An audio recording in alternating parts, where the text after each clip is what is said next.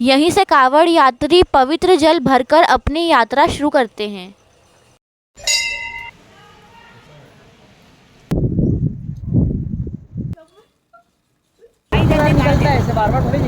Birthday to you. मेरी cake उड़ रही है। Hi guys, welcome to my YouTube channel Mahi Srivastava Indore. And आज मैं जा रही हूँ अपनी पूरी फैमिली के साथ जाना पाओ। भगवान परशुराम जी का जन्म स्थल है वो। और मुझे जितना नॉलेज होगा मैं उतना आपके साथ इस व्लॉग में शेयर करूँगी। और अगर व्लॉग आपको अच्छा लगे तो व्लॉग को लाइक कर देना और बिल्कुल भी व्लॉग को स्किप मत करना। और आज है मेरा बर्थडे, तो मैं बहुत ज़्यादा एक्साइटेड भी हूँ। हम लोग निकल चुके हैं जाना पाओ जाने के लिए। और यहाँ पर व्यू भी इतने अच्छे अच्छे आ रहे हैं और बारिश भी हो रही है, धूप भी आ रही है, दोनों साथ में हो रहा है। सफ़र की शुरुआत होती है इंदौर से। मौसम बड़ा ही सुहाना है और रास्ता हरियाली से भरा हुआ। बाइक से चलने का अलग ही मज़ा है। ठंडी हवा और पहाड़ियों का नज़ारा, वाओ। बारिश बहुत तेज़ हो गई, अब लगता है हम लोग गीले हो जाएंगे। वाह यार, बहुत ज़्यादा तेज़ हो गई है। हम लोगों ने रेनकोट पहन लिया क्योंकि बारिश बहुत ज़्यादा तेज़ हो रही थी। पर हमने जैसे रेनकोट पहना तो बारिश वापस स्लो हो गई, बंद तो नहीं हुई है पर स्लो हो गई है। अब शुरू हुई हल्की बारिश, ठंडी बूंदें और पहाड़ी रास्ता। ऐसा लग रहा था जैसे मौसम भी हमारे साथ ट्रिप पर है। थोड़ा भीगे, थोड़ा हंसे और सफ़र को पूरी तरह एंजॉय किया। उसे जाना पाओ की ओर बढ़ते हुए रास्ता खुला और शांत था। हल्की हल्की हवा चल रही थी और अचानक आसमान में काले बादल घिर आए। रास्ते में कई खूबसूरत नज़ारे मिले, छोटे गांव, खेत और ऊंची नीची रोड। हमने सफ़र का पूरा आनंद लिया। हर सफ़र पर एक नई खूबसूरती है। मेरी केक उड़ रही है, तेज हवा चल रही है और हम लोग पूरे गीले भी हो चुके हैं।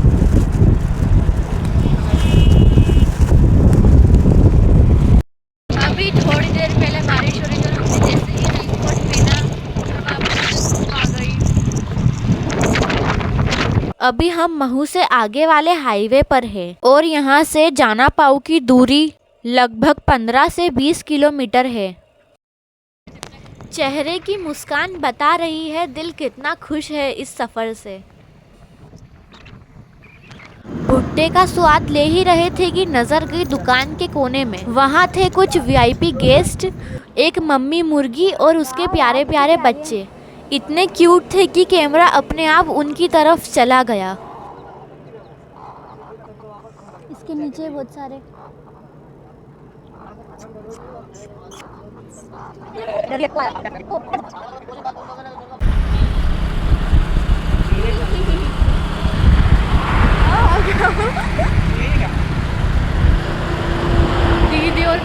दीदी और पापा। भगवान परशुराम जी की जन्म स्थली जाना पाओ में आपका हार्दिक हार्दिक अभिनंदन है। यहाँ से शुरू होती है खड़ी पहाड़ी। ये पहाड़ी चढ़ने के बाद मैं आपको बताऊंगी परशुराम जी का मंदिर, जो कि पहाड़ी के ऊपर है।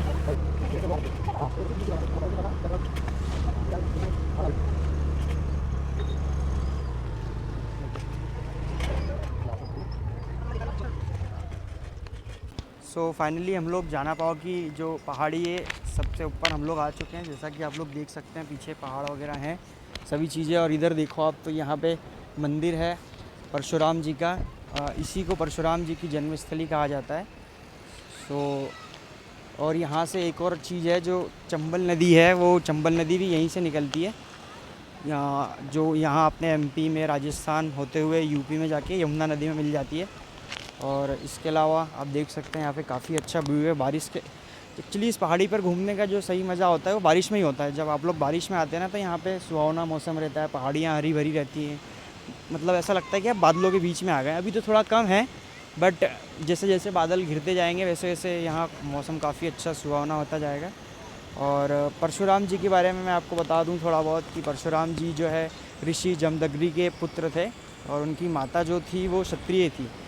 इस वजह से मतलब उनके अंदर एक ब्राह्मण और एक क्षत्रिय दोनों के गुण थे, इसीलिए उन्होंने क्षत्रियों का 21 बार धरती से सर्वनाश कर दिया था। उसके पीछे भी एक कहानी है कि वो जो सहस्त्र अर्जुन हैं उनके साथ कुछ उनकी लड़ाई वगैरह हो गई थी, तो इस वजह से उन्होंने उनके ही परिवार को, मतलब पूरे क्षत्रिय वंश नहीं, सिर्फ सहस्त्र अर्जुन के जो परिवार के ख़ानदान के क्षत्रिय थे, सिर्फ उन्हीं के परिवारों का विनाश किया था। और इसके अलावा गाइस यही है, और जो बाकी बेसिक इन्फॉर्मेशन थी मैंने आपको दे दी। बाकी चलिए हम आपको दिखाते हैं मंदिर कैसा है, अंदर क्या है।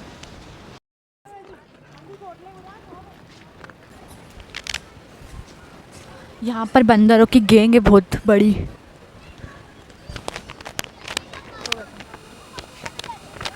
बहुत सारे हैं, देखो देखो देखो भाई। OMG। जाना पाओ कोई आम पहाड़ी नहीं है। ये वही पवित्र स्थल है जहाँ भगवान विष्णु के छठे अवतार भगवान परशुराम जी का जन्म हुआ था। शायद आपको याद हो, रामायण में जब भगवान श्री राम ने सीता स्वयंवर के समय जनकपुरी में शिवजी का धनुष तोड़ा था, तब परशुराम जी क्रोधित होकर वहां पहुंचे थे। जितना महत्व अयोध्या का भगवान श्री राम जी के जन्म के कारण है, और जितना महत्व मथुरा का भगवान श्री कृष्ण जी के जन्म के कारण है, उतना ही महत्व जानापाव कुटी का भगवान श्री परशुराम जी के जन्म के कारण है।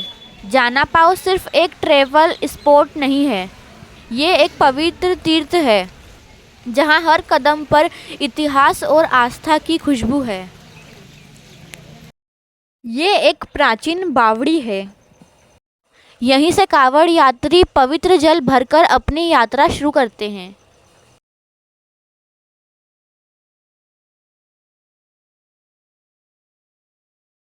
जी, जो मैं फ़र्स्ट टाइम यहाँ आया था जब मैं 11th क्लास में था, तब आया था फ़र्स्ट टाइम।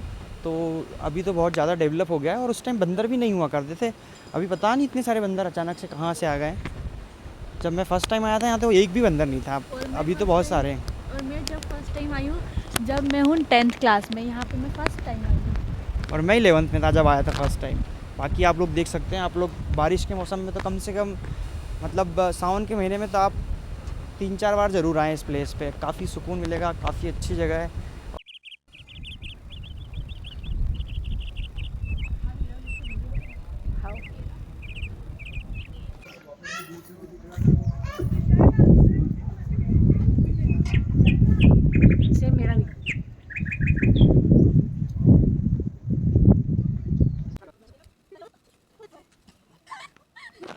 गाइस दोनों गिरते गिरते बचे, गिर जाते तो ज़्यादा मज़ा आता।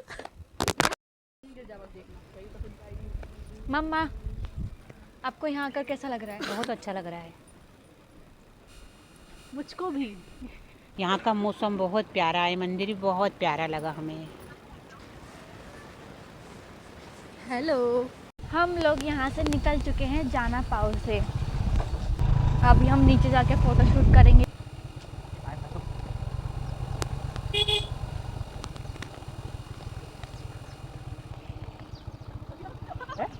क्या हुआ? भाई भाई दीदी दीदी दीदी।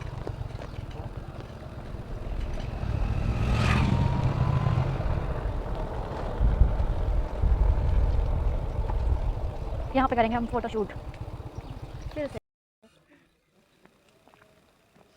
फोटो शूट चल रहा है पापा और मम्मा। यहाँ हाथ उठाओ ना, पर ये पोज बताते हुए दिख। ये जीजू की बाइक का नाम है धन्नो। ये किसने रखा है? ये मैंने ही रखा था।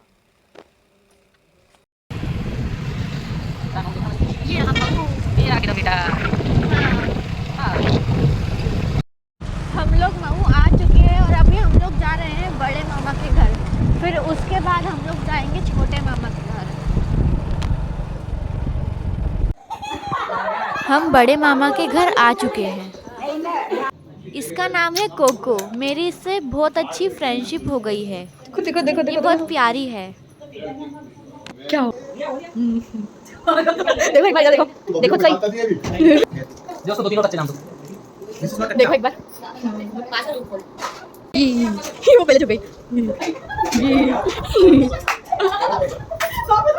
छोटे मामा के घर आ चुके हैं। सभी लोग खाना खा के मेरा बर्थडे यहीं सेलिब्रेट करेंगे। Birthday to you, happy birthday to you, happy birthday